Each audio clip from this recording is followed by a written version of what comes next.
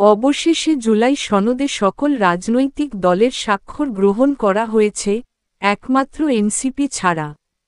আসলে এনসিসি জামাতের খপ্পরে পইরা এই জুলাই সনদে বিতর্ক সৃষ্টি করছে।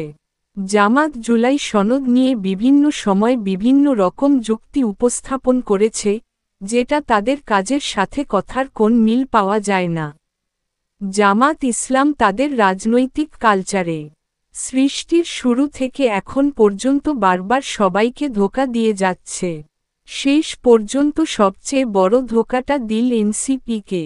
নতুন রাজনৈতিক দল হিসাবে এনসিপি আসলে বুঝতে পারে নাই জামাত ইসলাম তাদেরকে এভাবে ছ্যাঁকা দিবে। বর্তমানে এনসিপির দরকার রাজনৈতিক মাঠে আরও কিছু অভিজ্ঞতা, কিছু বাস্তব অভিজ্ঞতা, এবং তাদের সবচেয়ে বড় যে জিনিসটার দরকার, বাংলাদেশের জনগণের পক্ষে থাকা। ১. এনসিপির দরকার তাদের নিজস্ব একটা রাজনীতিক চিন্তাধারা। ২. তাদের দরকার ক্ষমতার লোভ পরিত্যাগ করা।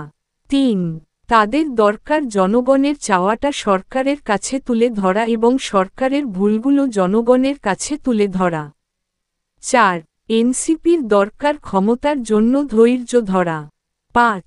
তাদের দরকার অন্যান্য রাজনৈতিক দলের গঠনমূলক সমালোচনা করা, কোন উস্কানিমূলক সমালোচনা যাতে তারা না করে। তাহলে এনসিপির রাজনৈতিক ভবিষ্যৎ আমি ব্যক্তিগতভাবে আশা করি উজ্জ্বল হবে। ২৪-এর গণ আন্দোলন, গণ অভ্যুত্থান এনসিপির শীর্ষস্থানীয় নেতাদের অনেক অবদান, যেটা প্রকৃত দেশপ্রেমিকরা কোনোদিন ভুলতে পারবে না।